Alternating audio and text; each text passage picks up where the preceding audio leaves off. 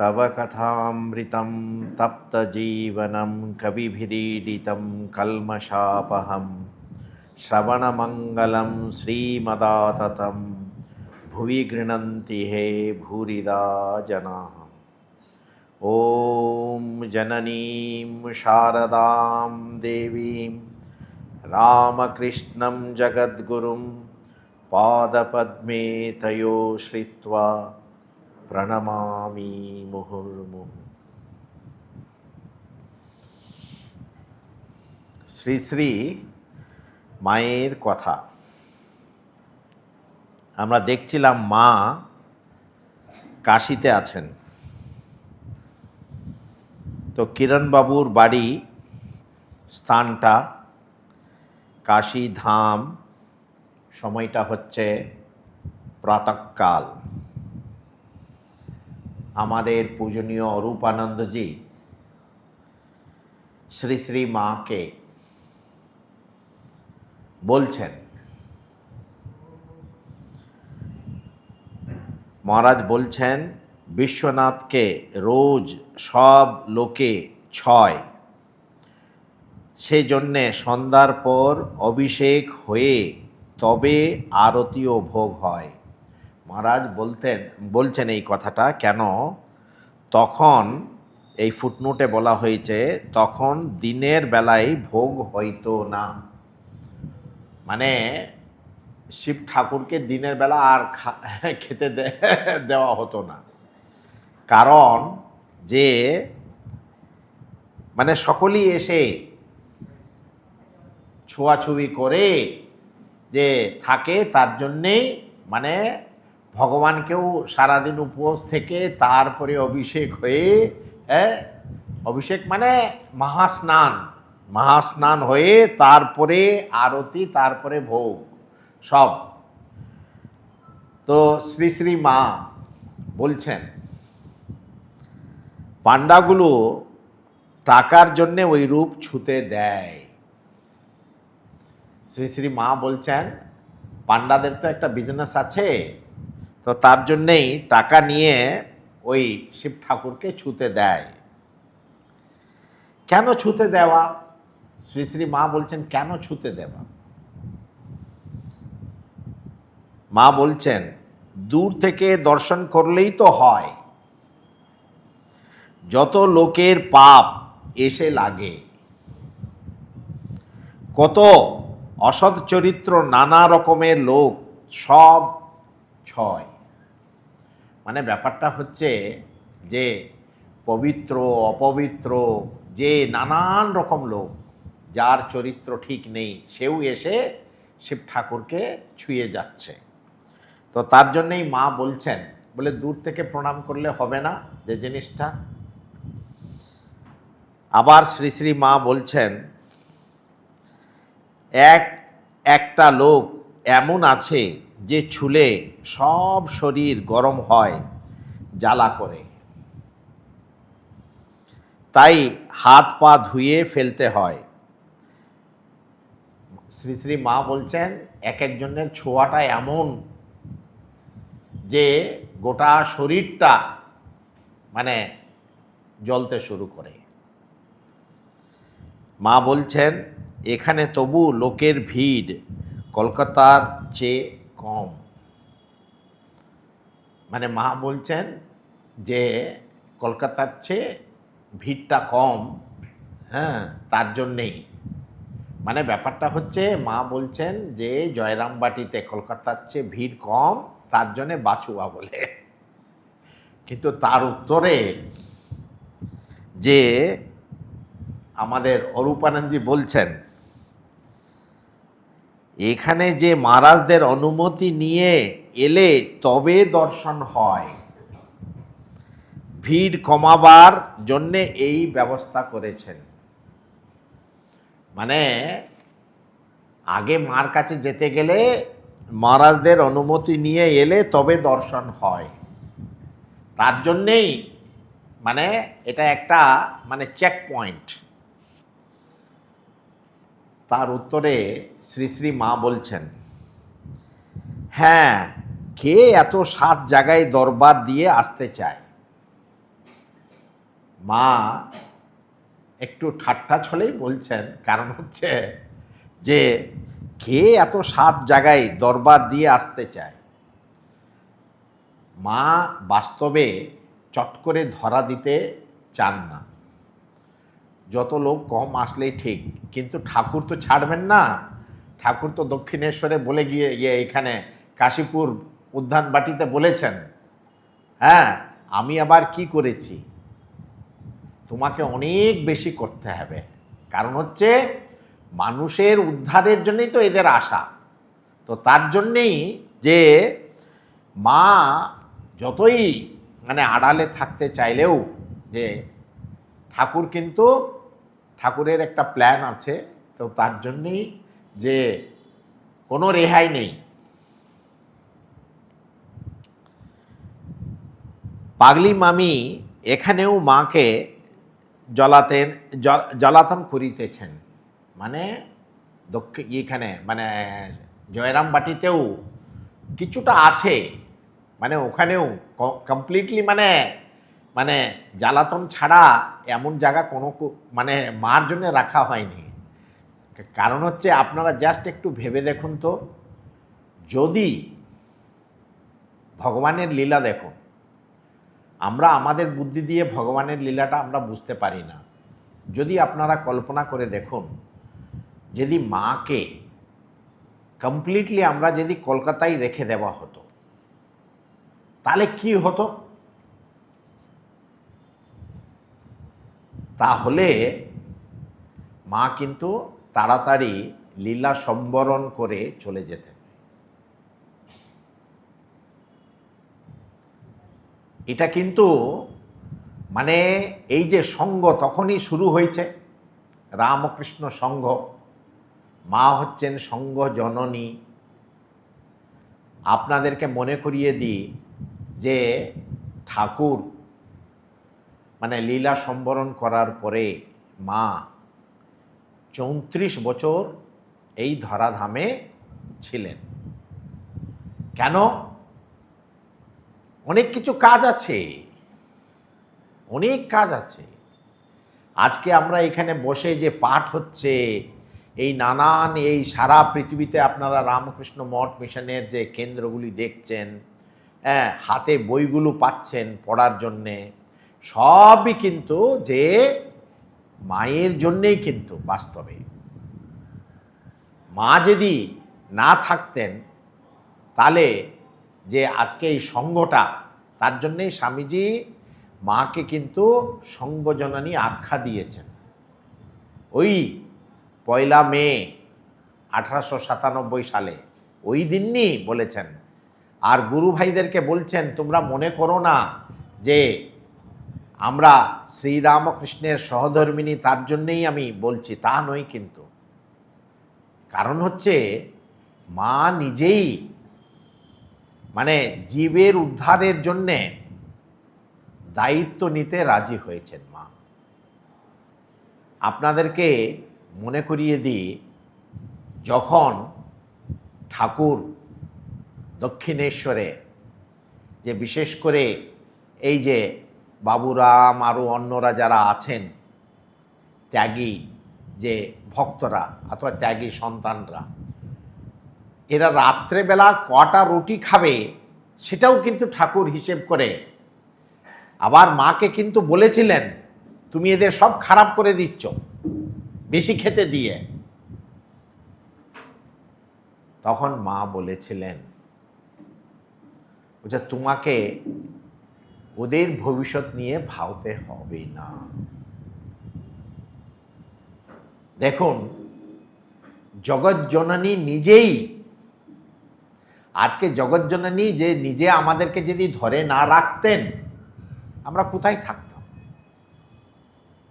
তো তার জন্যেই ঠাকুর মনে মনে কিন্তু আশ্বস্ত হলেন, বলছে যে মা যে জগতের কল্যাণের জন্য এসছেন, সে নিজে দায়িত্ব নিতে রাজি হয়েছেন।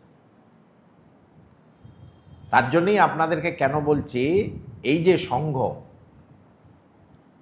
তা আমরা দেখুন আরও একটা আপনাদেরকে আরেকটা দিক দিয়ে বলছি, যদি মাকে কেউ যদি একটা বাড়ি করে দিয়ে দিত, সঙ্গে সঙ্গে মা যদি কলকাতায় থেকে যেতেন, আগেই বলেছি মা হয়তো আগেই তাড়াতাড়ি চলে যেতেন। কিন্তু আর একটা যে বিরাট কাজ হয়েছে, সেটা হচ্ছে রামকৃষ্ণ লীলা প্রসঙ্গ আজকে আমরা দেখতে পেতাম না। আপনারা সকলেই জানেন এই উদ্বোধন বাড়ি করতে গিয়েই ধার দেনা হয়েছিল। তার জন্যেই শরৎ মহারাজ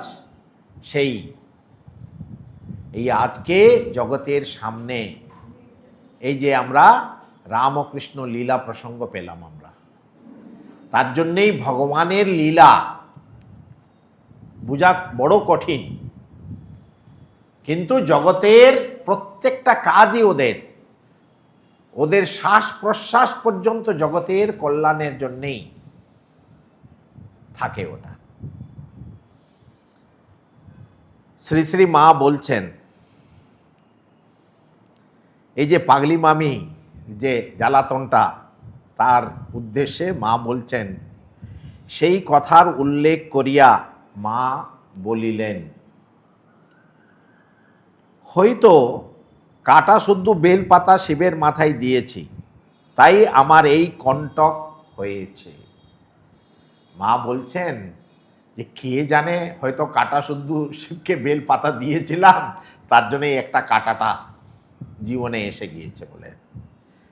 তার উত্তরে আমাদের মহারাজ বলছেন, সে কি, না জেনে দিলে দোষ কি? মানে অজান্তে যেটা দিয়েছ তাতে দোষ কি? যে জিনিসটা অজান্তে তো অনেক কিছুই হয়ে থাকে। তার উত্তরে শ্রী শ্রী মা বলছেন, না না, শিব পুজো বড় কঠিন, ওতেও বড় দোষ হয়। কেন মা বলছেন? মা আমাদেরকে বুঝাতে চাচ্ছেন, মানুষ বাস্তবে শিবের পুজো কেন করে?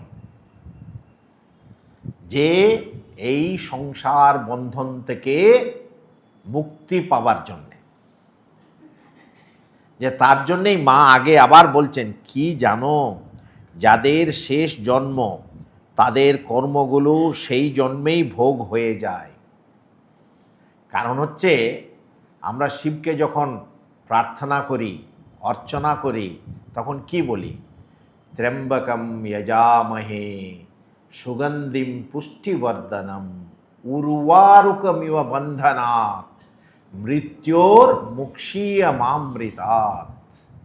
যে এই সংসার বন্ধন থেকে যে মুক্তি পাওয়ার জন্যই কিন্তু শিব পুজো। আবার যদি নতুন কর্ম করি তাহলে কি করে হবে? তো তার জন্যেই মা বলছে দেখো, শিব পূজা বড় কঠিন।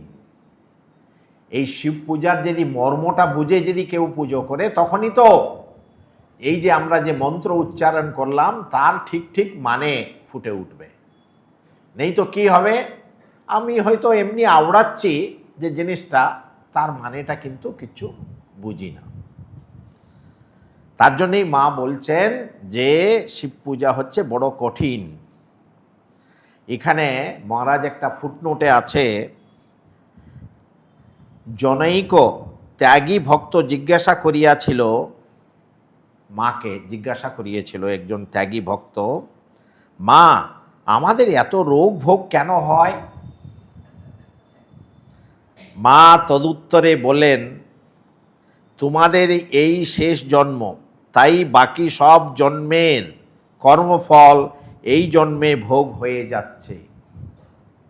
কারণ হচ্ছে যে যার এই শেষ জন্ম তার মধ্যে, তার জন্যে শিব পূজাও আমরা যে কোনো ভগবানের পুজো করতে গেলেই আবার নতুন কর্মটা করতে যাব কেন? আমি নতুন কেন কর্ম করব? তার জন্যই ভগবানের কাছে প্রার্থনা করতে হয়, আমার আবার নতুন কর্মে যেন জড়িয়ে না পড়ি। হ্যাঁ, যে জন্ম জন্মান্তরের যে পুটুলিটা আছে ওটা যেন হে প্রভু শেষ করো, শেষ করে তোমার পাদপদ্মে শুদ্ধা ভক্তি দাও আমাকে। এখানে একটা মা আবার বলছেন, মানে মা আসল ব্যাপারটা বলছেন, এত জ্বালা যন্ত্রণা কেন? মা বলছেন, আমি তো জন্মাবধি কোনো পাপ করেছি বলে মনে পড়ে না। 5 বছরের সময় তাকে ছুঁয়েছি, আমি না হয় তখন না বুঝি, তিনিও তো ছুঁয়েছেন, আমার কেন এত জ্বালা?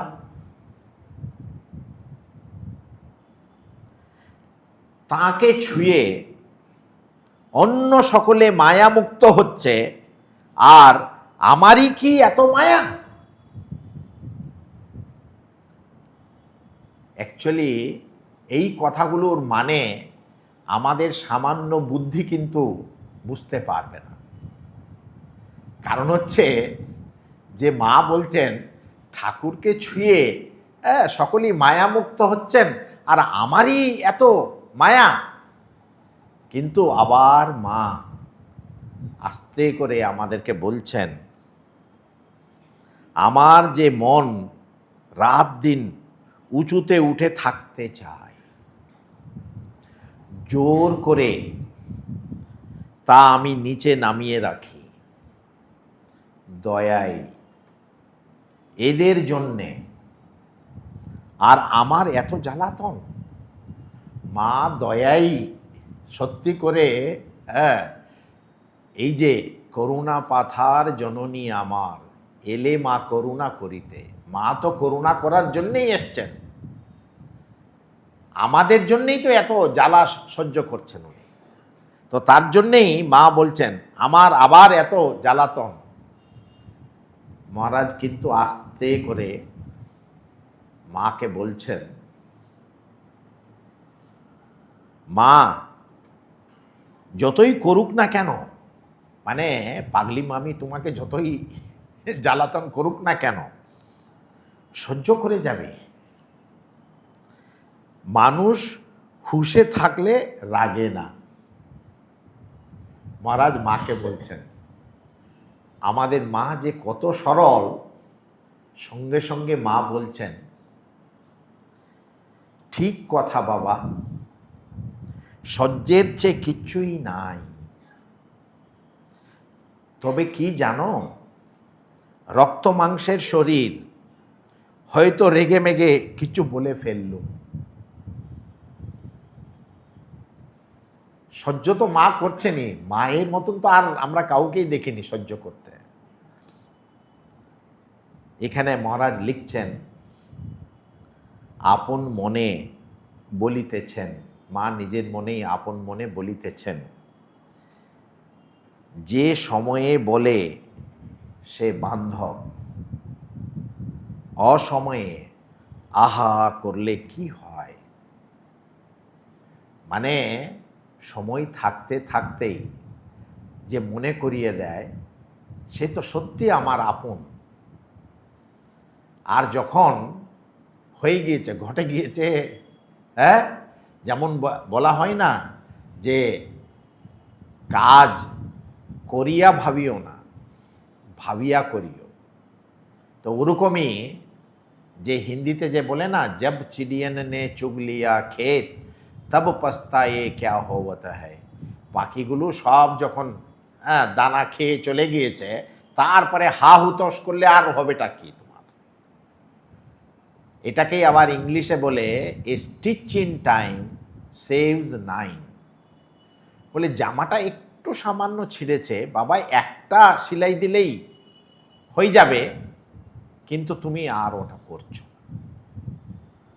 তার জন্যেই বলে সময় থাকতে থাকতেই যে আমাদেরকে মনে করিয়ে দেয় সে হচ্ছে অসল, মানে আমাদের মানে বন্ধু বলা হোক, বান্ধব বলা হোক, যে কিছু বলা হোক।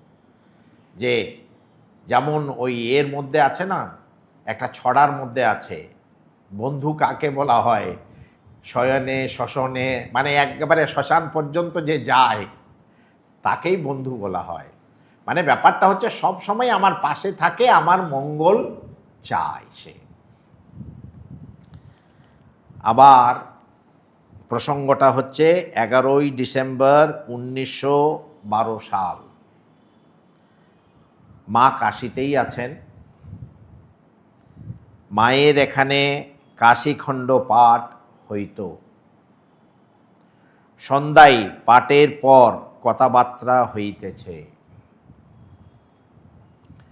আমাদের মহারাজ অরূপানন্দজি জিজ্ঞেস করছেন মাকে, কাশীতে মরলে কি সবারই মুক্তি হয়? মার মুখ থেকে কিন্তু উনি বের করাবেন এই কথাটা। তো তার জন্যই কাশীতে মরলে কি সবারই মুক্তি হয়? মাও খুব কন্ট্রোলড। মা বলছেন শাস্ত্রে বলেছে হয়। তাতে আমাদের এই মহারাজের কিন্তু মানে তৃপ্তি হচ্ছে না। মা বলছেন শাস্ত্রে বলা আছে তার জন্যই হয় বলে। মহারাজ বলছেন তুমি কি দেখলে? মা, কাশীতে তুমি কি দেখলে? ঠাকুর তো দেখেছিলেন শিব তারক ব্রহ্ম মন্ত্র দেন। মা খুব সাদাসিধে উত্তর দিচ্ছেন, কি জানি বাপু, আমি তো কিছু দেখিনি।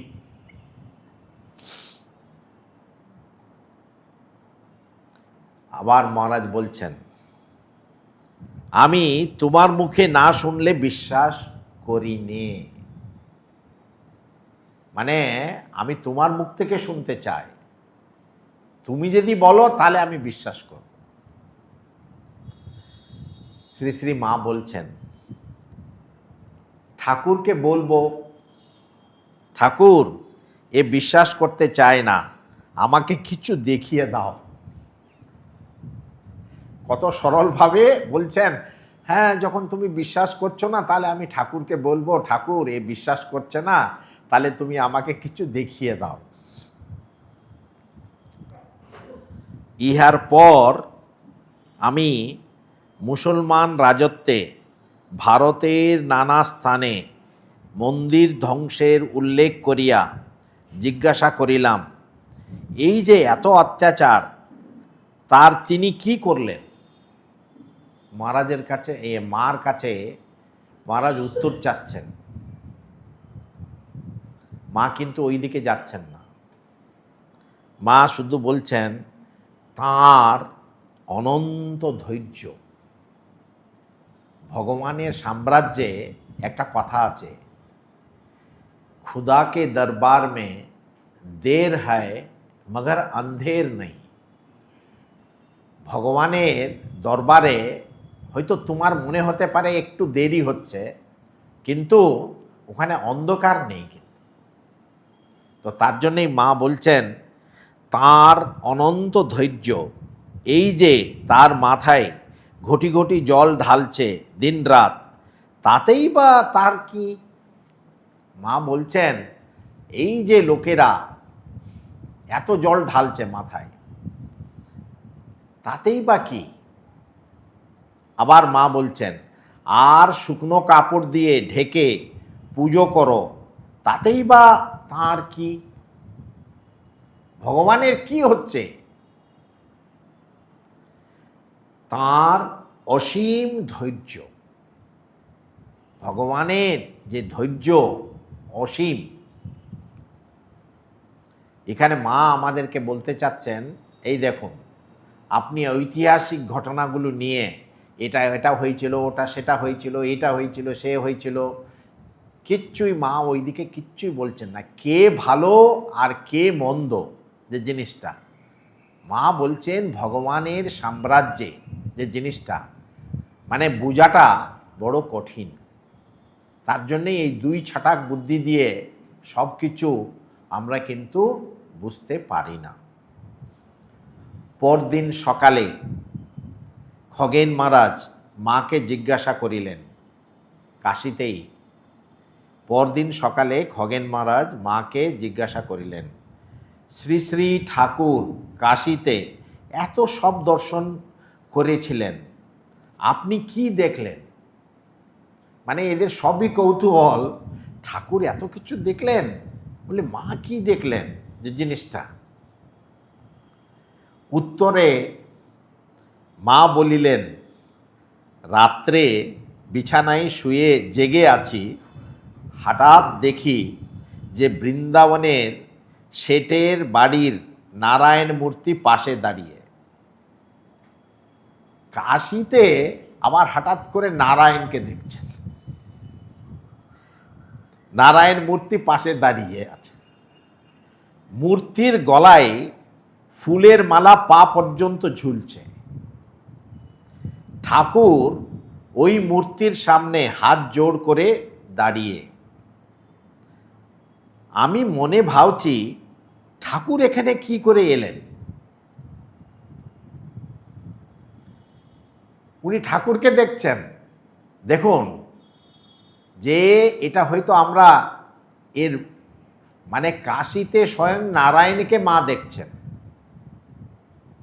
দেখে আবার ঠাকুরকেও দেখছেন, ঠাকুর দাঁড়িয়ে আছেন। আর তখন মা ভাবছেন ঠাকুর এখানে কেন? যাই হোক, ঠাকুরকে তো দেখছেন তিনি। আর ঠাকুরকে আবার জিজ্ঞাসা করলেন। কি জিজ্ঞাসা করলেন? বললুম। ও বিশ্বাস করতে চায় না। ও মানে অরূপানন্দজি, যে মায়ের সন্তানের কথা মা বলছেন, ও বিশ্বাস করতে চায় না।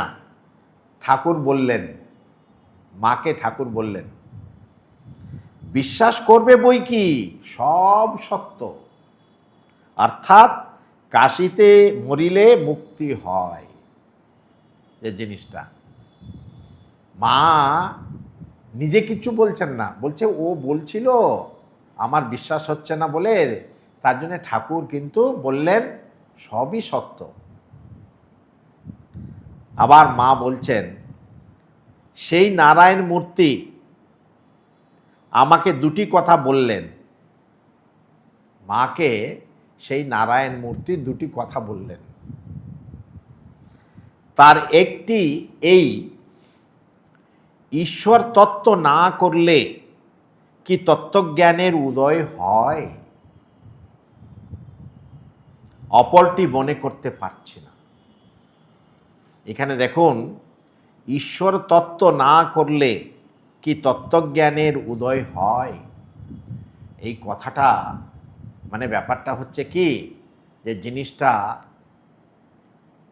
ঈশ্বর, আমরা যদি শুধু উপনিষদের বলি যে জীব ব্রহ্ম না, মানে জীব ব্রহ্মৈব না পর, দুটোর মধ্যে কোনো ভেদ নেই, প্রভেদ নেই। কিন্তু ঈশ্বর যখন আছেন, যে ঈশ্বর তত্ত্ব যখন হয়, ঈশ্বরকে ভাবনা করলেই সঙ্গে সঙ্গে প্রপঞ্চও চলে আসে তার মধ্যে। এই যে প্রপঞ্চ আমরা যেটা দেখছি, এটা কিসের? এটা তো সব শক্তির এলাকা। যে জিনিসটা ঠাকুর বলছেন, যে জিনিসটা যে যখন আমি ভগবানের সঙ্গে একাত্ম বোধ হয়ে গেছে আমার, তখন তো আর দুটো নেই। তত্র কো মোহ কো শোক একত্বম অনুপশ্যত। যে একটাই দেখে, তার আবার দুঃখ শোক কি আছে? কিছুই নেই। কিন্তু যতক্ষণ আমি শক্তির এলাকায় আছি, ততক্ষণ কিন্তু মানে ভেদ আছে। কখনো আমি ভাবি নিজেকে দাস, যখন শরীর বোধ আছে, আমি নিজেকে মনে করি আমি দাস আর ভগবান হচ্ছেন প্রভু। আবার যখন একটু মনটা উপরে উঠে, তখন জীববুদ্ধ্যাত, জীববুদ্ধির দ্বারা যখন ভগবানকে দেখি, তখন ভগবান হচ্ছেন পূর্ণ এবং আমি হচ্ছি অংশ। যে জিনিসটা, যে আগুনের যেমন স্ফুল্লিঙ্গগুলো বেরোচ্ছে, যে জিনিসটা ওরকম। যে জিনিসটা আবার যখন মনটা আরও উপরে চলে গেল, তখন একই, মানে তুমি আর আমি একই হয়ে গেলাম। যে জিনিসটা, তো তার জন্যেই যদি লীলা, এখানে ব্যাপারটা হচ্ছে ঈশ্বরকে যখনই আমি মানি, তখনই হচ্ছে লীলা। যে এই যে ঠাকুর বলছেন এই মানব শরীরে যে ভগবান আসেন, এটা বিশ্বাস করা কিন্তু বড় কঠিন, বড় কঠিন। কিন্তু যখন ঠিক ঠিক বিশ্বাস হয় না আলবৎ ভগবান এসছেন, তখনই কিন্তু ওই যে 16 আনা তার ঠিক ঠিক জ্ঞান হয়েছে বলে যে জিনিসটা। তো তার জন্যেই এখানে যে নারায়ণ আবার কেন বললেন এই কথাটা? নারায়ণই তো হচ্ছেন এই প্রপঞ্চের যে মানে রক্ষক উনি। হ্যাঁ, তিনি তো প্রতিপালন করছেন যে জিনিসটা। আর একটা কি কথা বলেছিলেন নারায়ণ, আর আমাদের জানা নেই, কেন মা বলছেন ওটা আর মনে পড়ছে না। মানে কেন আমাদের আধার যতটুকু আছে হজম করতে পারবো না, তো সব কিছু বলে দিলে হজম করতে পারবো না তো আমি। তো তার জন্যেই মাকে ওই ঈশ্বর তত্ত্ব না করলে কি তত্ত্বজ্ঞানের উদয় হয়? কথাটা অনেক ছোট, কিন্তু এই কথাটা নিয়ে দিনের পর দিন আলোচনা করা যায় যে জিনিসটা। তো খগেন মহারাজ মাকে বলছেন, ঠাকুর নারায়ণ মূর্তির সামনে হাত জোড় করে কেন? মানে ঠাকুরও ছিলেন, নারায়ণও ছিলেন, কিন্তু ঠাকুর হাত জোড় করে কেন নারায়ণ মূর্তির সামনে? মা শ্রী শ্রী মা বলছেন ও তাঁর ওরকম ভাব ছিল, সকলের সামনে দীনতা। এই যে ঠাকুরের ভাব যে বিদ্যা দদাতি বিনয়ম, ঠাকুর কিন্তু এই নমস্কার করেই হাত জোড় করেই কিন্তু সকলকেই কিন্তু আপন করে নিয়েছিলেন যে জিনিসটা। কেন? যে সকলেই কিন্তু এই ঠাকুরের এই ভাবের দ্বারা কিন্তু মুগ্ধ হয়ে যেতেন। অনেক বড় বড় মানুষ যে জিনিসটা, এই যে গোস্বামী বিজয়কৃষ্ণ গোস্বামী, আবার অন্য গোস্বামীরা যখন আসতেন ঠাকুর হাত জোড় করে প্রণাম করতেন, আহা তোমরা সেই অদ্বৈত আচার্যের বংশজ বলে যে জিনিসটা। কিন্তু এই যে বিনয় ভাবটাই কারণ হচ্ছে শ্রীরামকৃষ্ণের এই অবতারে এটাও কিন্তু ছিল যে জিনিসটা। আর ঠাকুর সবসময় বলতেন সরল যদি না হয় তাহলে কিন্তু ভগবানকে পাওয়া যায় না। সকালে পূজার পর যখন প্রসাদ আনিতে গিয়েছি, পূর্বদিনের কথা মনে করিয়া জিজ্ঞাসা করিলাম। মহারাজ কিন্তু সেটা ছাড়ছেন না। পূর্বদিনে আগের দিনে মার সঙ্গে কথা হয়েছে, বলছে কাশিতে মরলে কি মুক্তি হয় সেটা। তো মহারাজ যেই পুজোর প্রসাদটা নিয়ে আনিতে গিয়েছি, পূর্বদিনের কথা মনে করিয়া জিজ্ঞাসা করিলাম। আবার মাকে জিজ্ঞাসা করছেন অরূপানন্দজি, বলো কাশিতে মরলে মুক্তি হয় কি না, কি দেখলে? আবার মাকে কিন্তু ওই কথাটাই উনি জিজ্ঞাসা করছেন। শ্রী শ্রী মা বলছেন শাস্ত্রাদিতে আছে আর অত লোক আসছে, মুক্তি হয়। তাঁর শরণাগত যে, তার মুক্তি হবে না তো হবে কে? হবে কি? মা বলছেন যে ভগবানের শরণাগত যারা হয়েছে তাদের মুক্তি যদি না হয় তাহলে কার মুক্তি হবে যে জিনিসটা। কিন্তু এতেও কিন্তু আমাদের মহারাজ কিন্তু মানে খুশি নন। মহারাজ আবার জিজ্ঞাসা করছেন শরণাগত যে, তার তো মুক্তি হবেই। যে শরণাগত নয়, ভক্ত নয়, বিধর্মী, এদের মুক্তি হবে কি না? মানে মার মুখ থেকে ওটা বের করাবেন উনি। শ্রী শ্রী মা বলছেন তাদেরও হবে। শ্রী শ্রী মা বলছেন তাদেরও হবে। কেন? কাশী চৈতন্যময় স্থান। ঠাকুর যেটা দেখেছিলেন যে কাশী যে চৈতন্যময় স্থান, শ্রী শ্রী মাও কিন্তু সেই কথাটাই আমাদেরকে বলছেন, কাশী চৈতন্যময় স্থান। এখানে সব জীব চৈতন্যময়, পোকাটা মাকড়টা পর্যন্ত। মানুষের তো কথাই নয়, পোকা মাকড় পর্যন্ত, ভক্ত অভক্ত বিধর্মী যে এখানে মরবে, কীট পতঙ্গ পর্যন্ত তারই মুক্তি হবে। এটা মায়ের কথা। তার উত্তরে আবার মহারাজ বলছেন, সত্য বলছো? শ্রী শ্রী মা, এটা আমাদের জন্যে ভালো। কারণ হচ্ছে আজকে আমরা পেতাম কি করে এটা? কেন? আমাদের মনটা তো কিন্তু অত্যন্ত সংশয় মন। আপনারা সকলেই জানেন এই যুগের রাক্ষসটা কে? রাক্ষসটা হচ্ছে সংশয়। তার জন্যই স্বামী বিবেকানন্দ যখন ঠাকুরের যে উপরে যে স্তোত্র রচনা করলেন, ওর মধ্যে বলছেন সংশয় রাক্ষস নাশ মহাস্ত্রম ইয়ামি গুরুম শরণম ভব বৈদ্যম। কারণ হচ্ছে এই জগতের সবথেকে রাক্ষস, বড় রাক্ষস হচ্ছে সে সংশয়। এই সংশয়, তার জন্যই বলছি। আপনারা তো সকলেই জানেন সংশয়টা এখন কি করে কাজ করছে। ভালো করে দেখুন আপনারা যে জিনিসটা বাড়িতে, হ্যাঁ, ইভেন ছেলে পর্যন্ত মোবাইলটা ছুঁতে দেবে না কাউকে। তাহলে বুঝে দেখুন আপনারা কি সংশয়।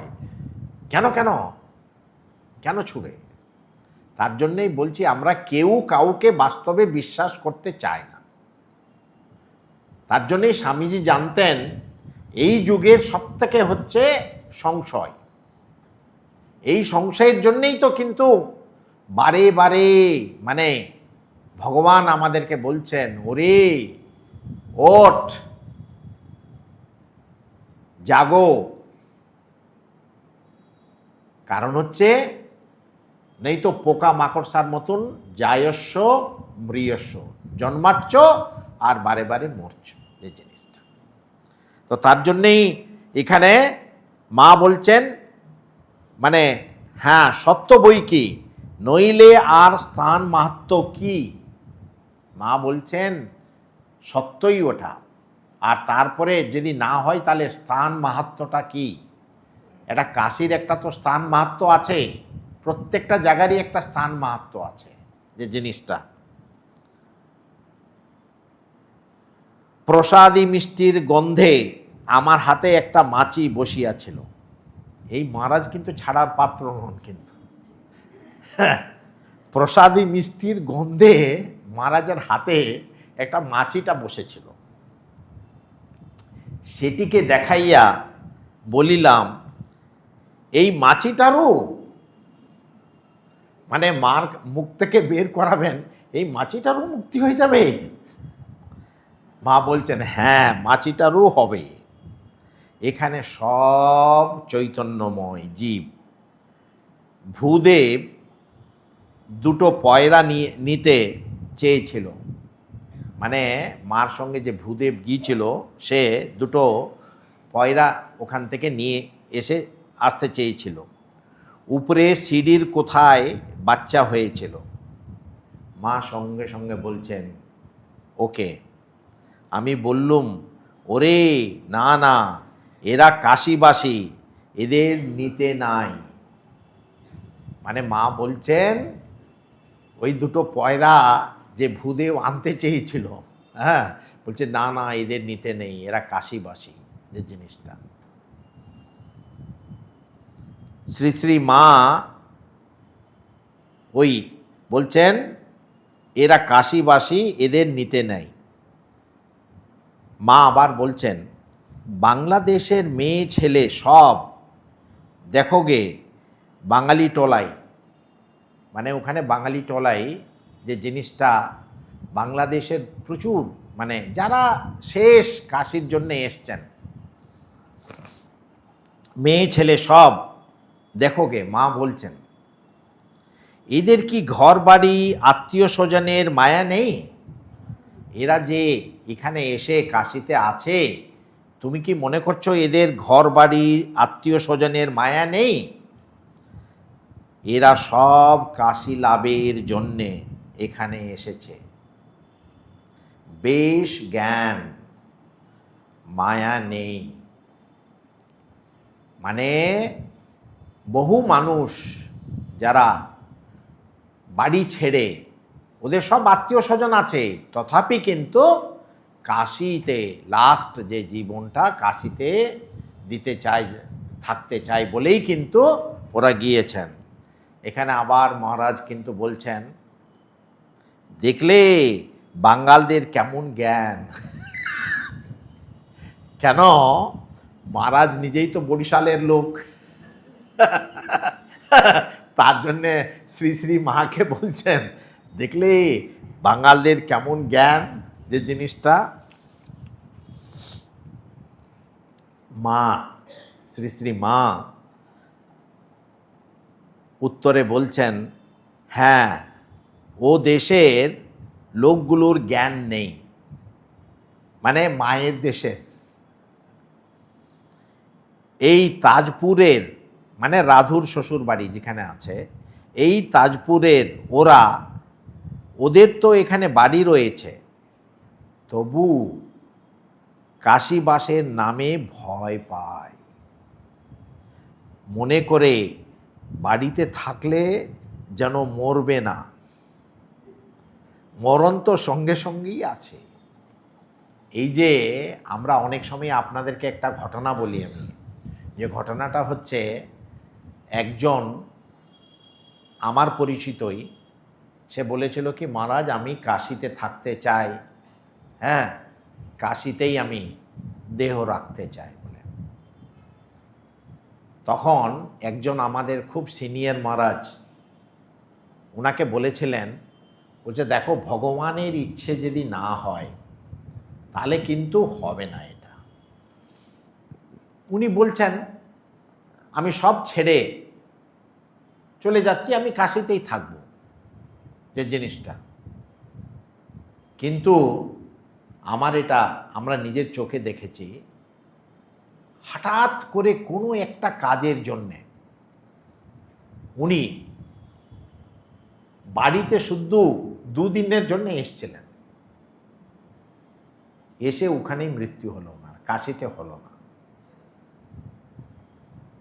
এই আমি কেন বলছি আপনাদেরকে, যে অনেক দিন, দীর্ঘদিন 10 বছর ধরে ছিলেন,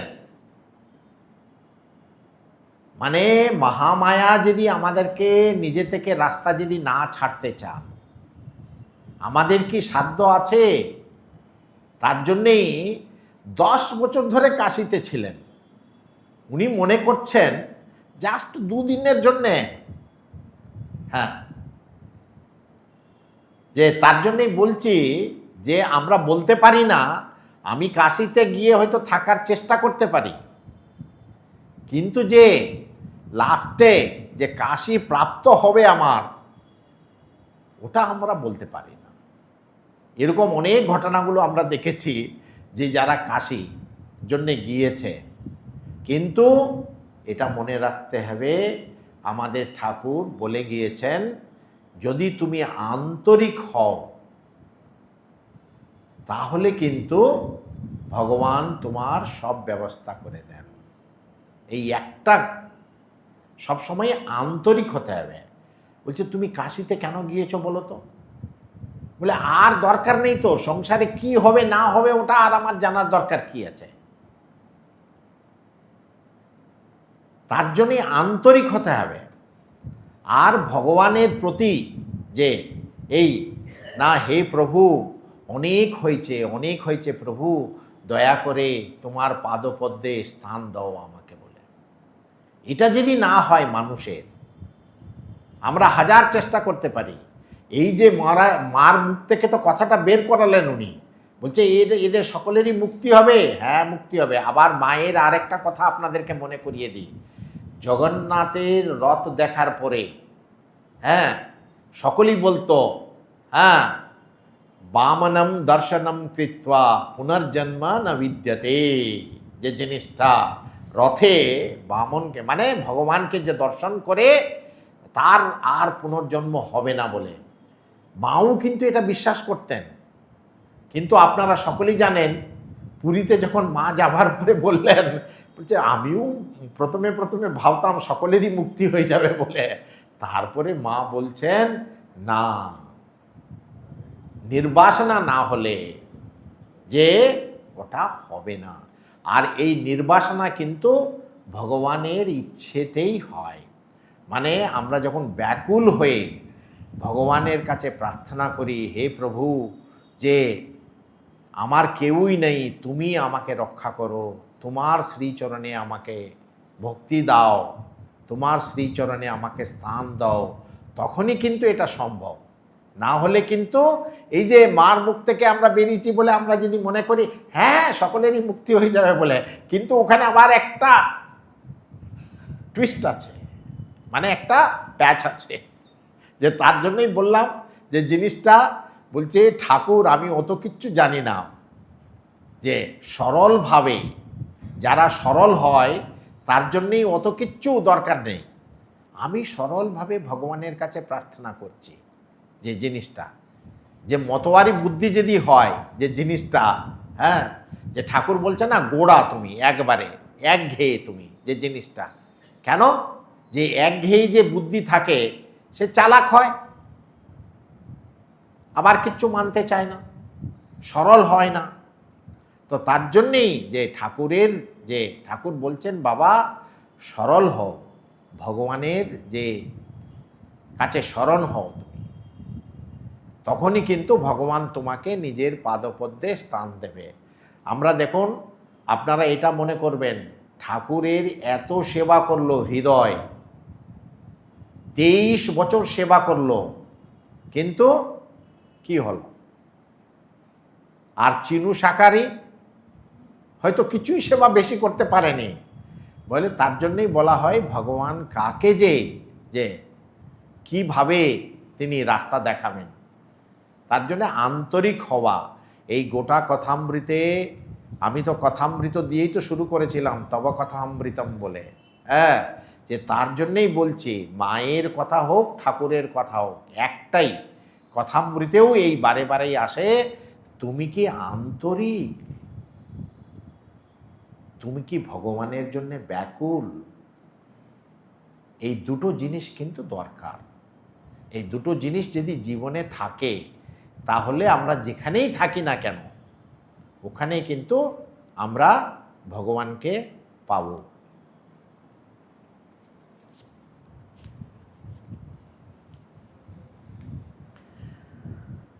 ওম শান্তি শান্তি শান্তি। হরি ওম তৎসৎ। শ্রীরামকৃষ্ণার্পণমস্তু।